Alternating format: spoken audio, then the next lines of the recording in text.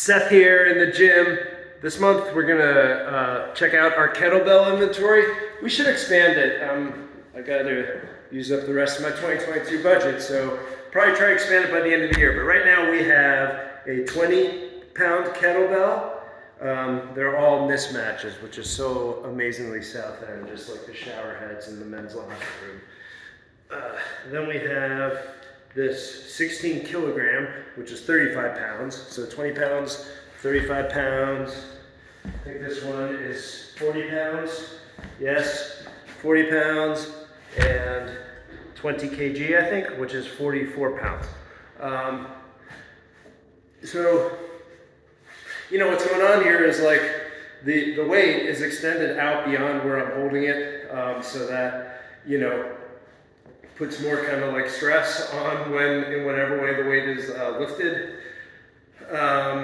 And also because of how compact it is and how, you know, kind of fairly easy to manipulate it is, you can kind of get some pretty cool things going on with quick accelerations and decelerations, and really do a combination of like full body strength work, you know, maybe like isometric style, with some, you know, pretty aerobic motion, and within like a really controlled path that, you know, if done mindfully, I think is pretty good for injury avoidance. Safety certainly a concern. I mean, 44 pounds, you don't want dropping on your foot. So work up your motions gradually, make sure you're in control, that you have a firm grip. And, you know, I mean, there's not a lot that's super dynamic. Mostly the weight's going to stay pretty close to your body, but if there's something where you're thrusting it out some, you know, again, mindfulness of the path in front of you or whatever. All right, so I'm going to try to quickly go through motions and not have this be a 15-minute video. I'm going to start with, like, you know, the classic kettlebell swing. Just showing the motion a little bit using this elastic band that I've rigged up to one of our, you know, body weight pieces as a base. So it's a little bit like a diving motion, I think, but, you know, start with an athletic crouch, and then with the band, which I encourage as you figure out like the motion and how to like coordinate it, then bring your hips forward, like that band is right on your hip crease, I believe it's called, and you're gonna like stand as straight as possible, but stand as straight as possible with sort of like rotational energy, like out from your front to the back, and sort of like your front body muscles are like really extending, while your back body muscles aren't like, you know, they aren't like hyper bending or collapsing on themselves, but they're sort of like in a contraction mode. And then with the kettlebell swing, you also get your arms out, like some lat engagement is good. Again, reach those arms out, and so as you do your swing, you know, you want to like be mindful of some freezing at that point. So I'm going to use our second lightest weight. It's 35 pounds, which is still pretty heavy. But I'm going to do a two-handed swing, and I think at this weight I can probably kind of hold it at that top point of my swing for a beat, you know, I don't know, half a second or so, let's see.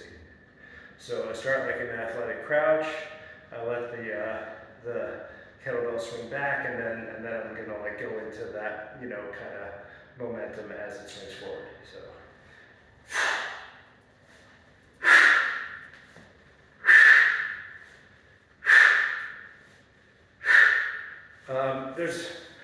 It's pretty simple, as you can tell, so I think a lot of the instruction is good. So again, I don't want to make this video super long, so I encourage you to look up stuff. I think this guy Pavel, I forget his last name, I find him very funny. Look like a comrade. All right, with two hands, actually, it's a pretty good weight for working on your curl. Again, like with the weight extended beyond your grip. Some other swing variations is like, instead of like really focusing on kind of exploding into that top point, you know, like kind of rock more towards it, approach it kind of, and what I'm doing is like exercising my proprioception more. So when I swing it forward, I'm going to go on the balls of my feet, my heels are going to be up, and then when I'm all the way back, I'm going to be rocked back on my heels. So, you know, just trying to have smoothness and stability, like with those varying points of contact. So back of my heels. So I'm not as concerned with like really maxing out muscularly at the top. Just trying to have like graceful, controlled motion.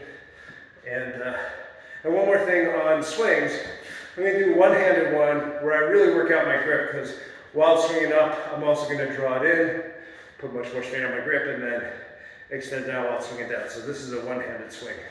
Just going to drop right in between my knees. For the most part, maybe drop a little bit right where it would if I had both hands on it, but mostly come right down the middle. And then as I bring it up, I'm going to draw it in.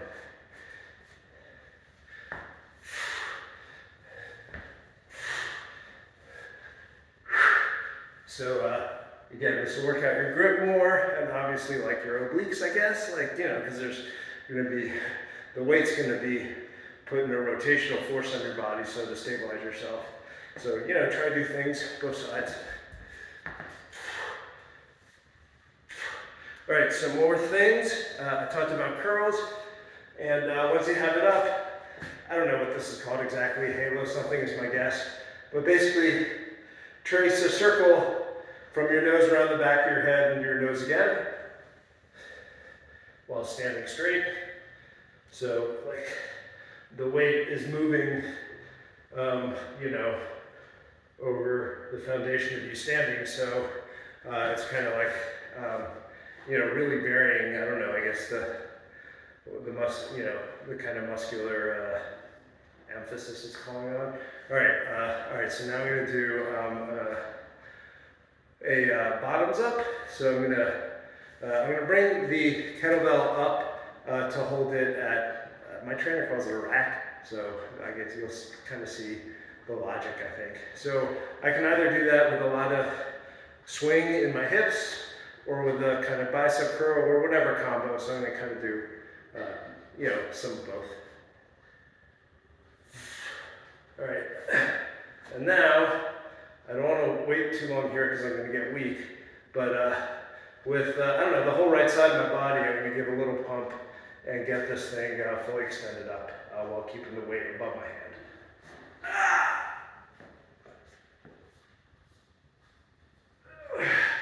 Back to the rack, down, left hand. Let me go a little, that was hard because I held it up for like 7 or 8 seconds. All right, I'll move a little quicker on this side.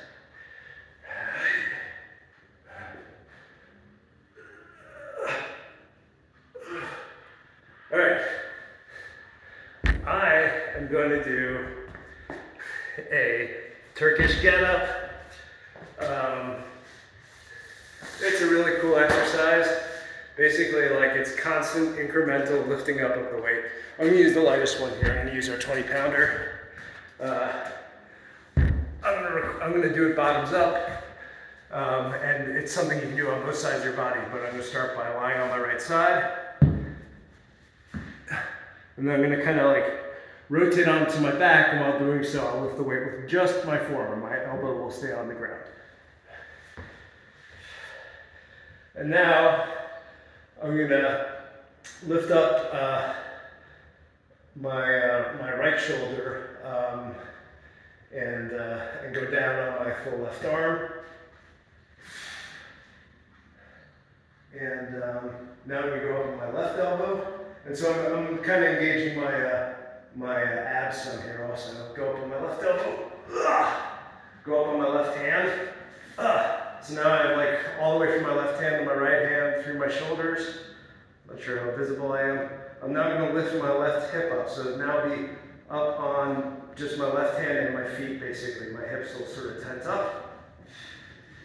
And I want to be able to do kind of a forward, come on man, what's the name of that exercise? Lunge. So I'm going to bring my left knee back.